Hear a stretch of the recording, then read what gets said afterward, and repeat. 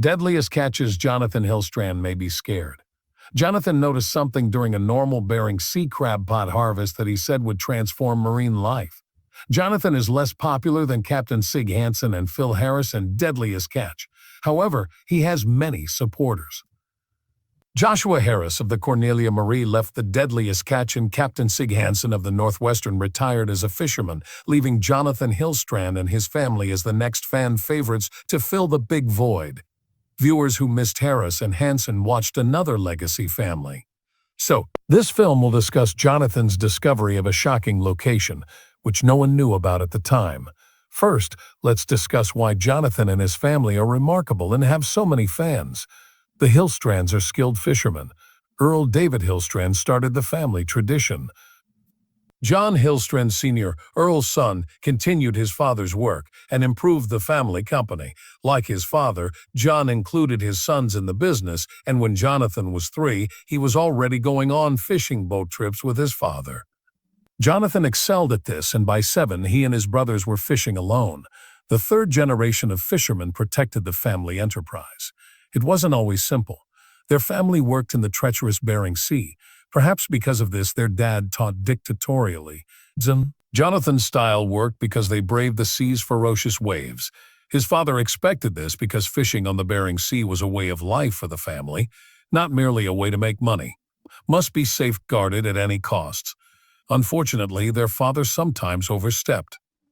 No butts were allowed under his guidelines. However, it taught the sons the craft, and Jonathan excelled. After high school, he became a full-time fisherman like his father and grandfather, aged 17. Jonathan fished New England's coast for crabs and lobsters. He constantly wanted to learn. Jonathan gained fame with his style. Jonathan had a unique fishing style, but his catches were outstanding. However, more on this later. As Jonathan gained fame, his father created the Bandit, a fishing vehicle. Though it was the family boat, the father didn't build it for Jonathan and his brother to use. They had to pay, but Jonathan didn't mind. Jonathan, 28, and his brothers tried their hardest in their first crabbing season on the boat, but it wasn't enough. His father wanted all the fishing season's proceeds, but he said it wasn't enough to pay for the boat. The sons thought their father was asking too much, so they had an idea. John Sr.'s boat compensation would have precluded Jonathan and his brothers from swiftly starting a fishing career. Jonathan and Andy built a boat. The fishing vessel was named Bandit because Jonathan wanted to honor the family. He continued to the water, determined to honor the family legacy and do it for himself. There was a catch. Jonathan wasn't the sole boat owner and couldn't be the lone captain. He and his brothers shared leadership without controversy. Jonathan was captain during Red King crab season because he was an expert, while Andy led during Apilio. They were invited to join Deadliest Catch since the system worked, and they did well. The Discovery Channel show premiered in April 2005. They hyped it. This show would show viewers the deadliest job on Earth, according to Discovery Channel. It wasn't simply hype. Alaskan crab fishermen endure several dangerous and relentless scenarios in the Bering Sea, which is an adrenaline-packed activity. The sea waves tower over them, threatening to sweep them away. There's also the cold that threatens to break their bones and eat their toes, dangerous ice flows, and sometimes grisly fatalities. Crabbers die in this tough realm of commercial crab fishing at 400 per 100,000. These numbers have only decreased due to technology and healthcare advances. But it does happen, and Jonathan saw one that made him rethink everything. More on that later. The crabbers wanted to be in the Deadliest Catch show. Indeed, they risked their lives for people's taste. Why not show the world how to get their favorite seafood and gain TV popularity? Popularity was a double-edged sword, but we'll discuss it soon. Jonathan's audience attention is well-deserved because even his fellow crabbers respect him. He was called the Highliner because he was the captain predicted to catch the most fish. However, his method wasn't scientific. Jonathan is instinctive and brings in the most. His reputation as a gambler stems from this uncommon behavior. Jonathan nearly goes insane crabbing at sea, so relying on his intuition isn't easy. Jonathan often entertains himself and his crew. He has a contagious wild energy that spreads to the crew and neighboring ships. Jonathan visited the hotel's restaurant while off sea in an Alaskan hotel. A loud ruckus from the restaurant prompted the personnel to summon city police and hotel security. Jonathan was fighting, so they told police and guards. Guards and cops raced to arrest Jonathan. Jonathan was fighting and had a wild expression when they arrived. He enjoyed the battle, but the police and guards felt embarrassed by not detaining him. Nobody broke their noses, teeth, or lips in his fight. He fought by flinging food. Cake and cream-covered faces replaced injuries in the room. He and his crew were having fun, which occasionally involved pranking the fleet captains. But occasionally things get out of hand. Jonathan grew bored while at sea in 2013 fighting the elements and instructed a deckhand, David Zielinski, to shoot a firework at another fishing vessel. David couldn't disobey his captain's instruction. When he launched the firecracker, a loud boom was heard. The fireworks didn't launch, but they detonated in David's hand. All signs led to David losing his hand after significant injuries. Losing your hand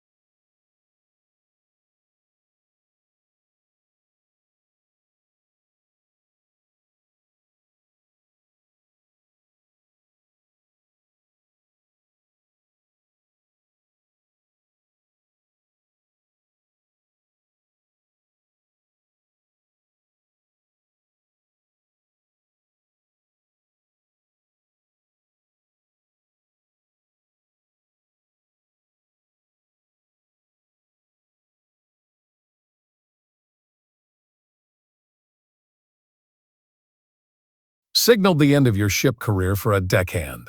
David was brought to the hospital and underwent many surgery to save his hand. David's life was nearly gone because he had to heal for a long time.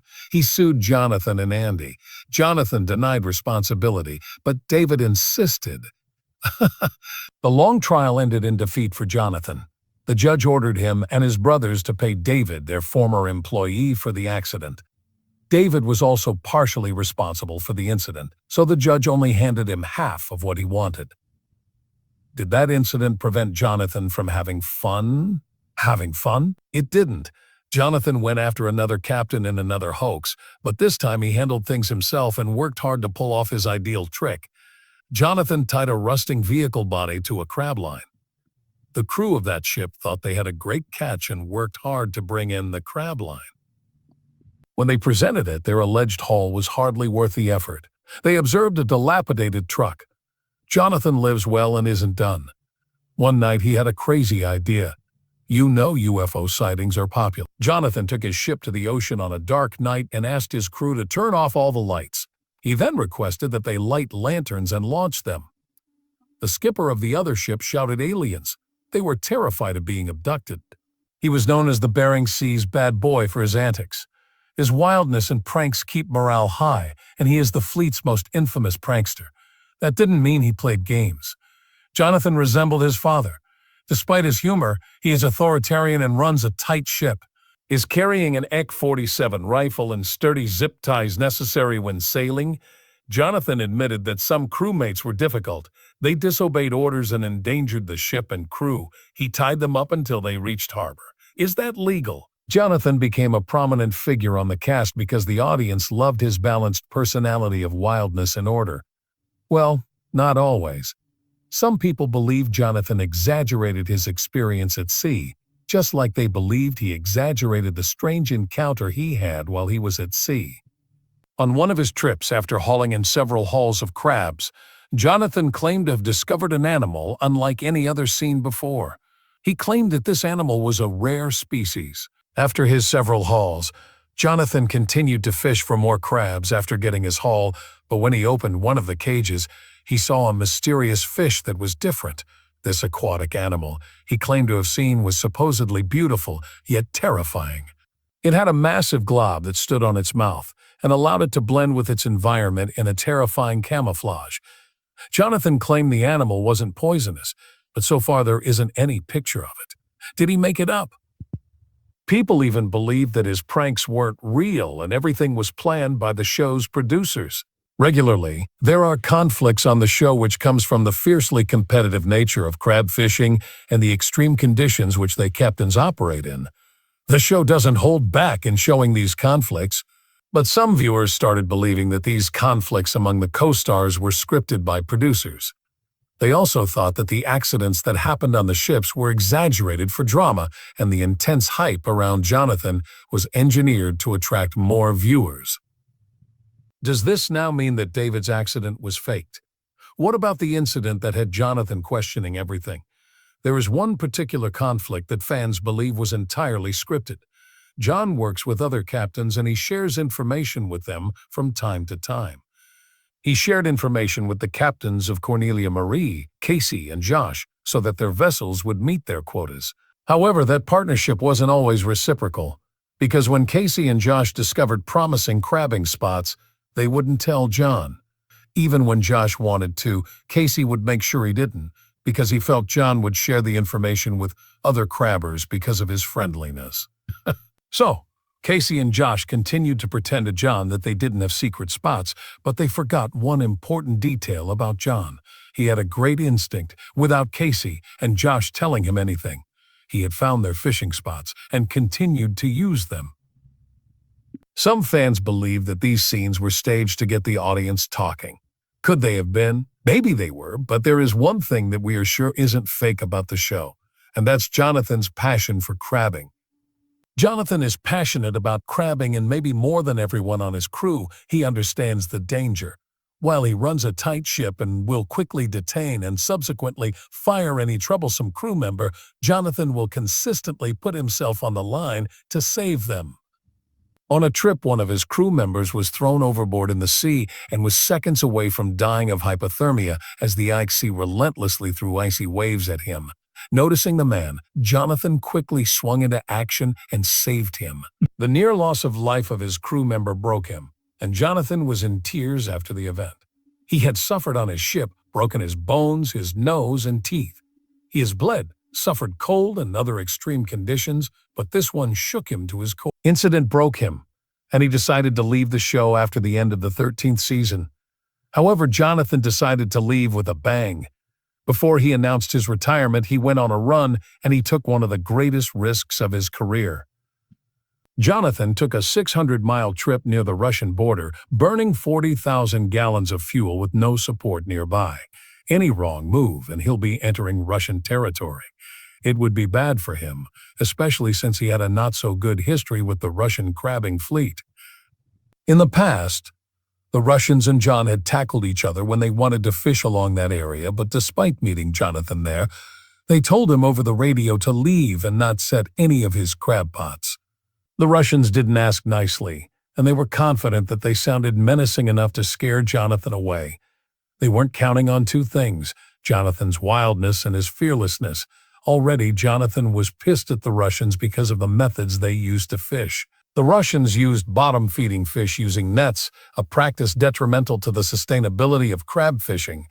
Jonathan cared for the aquatic environment a lot. He once had to abandon crabbing and return the crabs he caught to the sea when he was told that the crabs could go extinct if they weren't allowed to breed. However, Jonathan knew going head-on with the Russians would only cause great danger, but he also didn't want to yield to pressure. So he called Casey, and together they formed a cunning plan. The two of them sailed in opposite directions but remained in the same general area. Their tactic created a blockade and prevented the Russian draggers from encroaching on their fishing grounds. The scheme proved successful, and both Jonathan and Casey returned home with their tanks full with crabs and the environment safe. Back to Jonathan's final haul. Despite not having support, he was able to pull off the season's highest crab pot numbers. His haul was so great that the fleet set off flares to welcome the time Bandit back to the harbor. This moment was a triumphant milestone in his career at the time and a fine way to bow out. He and the family had other businesses they could be looking after without having to sail and brave the dangers of the sea. They had the Time Bandit Gear Store, Time Bandit Fireworks, Time Bandit Productions, Time Bandit Spirits, and Time Bandit Entertainment. Actually, this wouldn't be the first time that this would happen. When they were filming the show's 6th season, Jonathan, his brother Andy, and Sig Hansen were sued by Discovery Channel for the $3 million over scheduling conflicts. Discovery accused the captains of prioritizing fishing over filming, and this led to standoff with the trio temporarily off from the show. However, they were able to resolve the dispute in time for Season 7, but it strained their relationship with the network during the time. Eventually, Andy decided to leave after the Hillstrand family and the Discovery Channel team fell into disagreements during the production of a planned spin-off titled Hillstranded. The dispute got so bad that Andy didn't want anything to do with the show while Jonathan returned, but in 2018, Jonathan had now joined his brother on the sidelines. After his retirement, Jonathan and his brother put up the vessel for sale. However, Jonathan got a visit from another captain he respected so much. Captain Sig Hansen visited Jonathan and told him he had to return and save the fishery. As Jonathan was thinking about it, he learned that the crab quota allocated to him as a captain would be forfeited if unused. So now, Jonathan is back doing what he knows how to do best.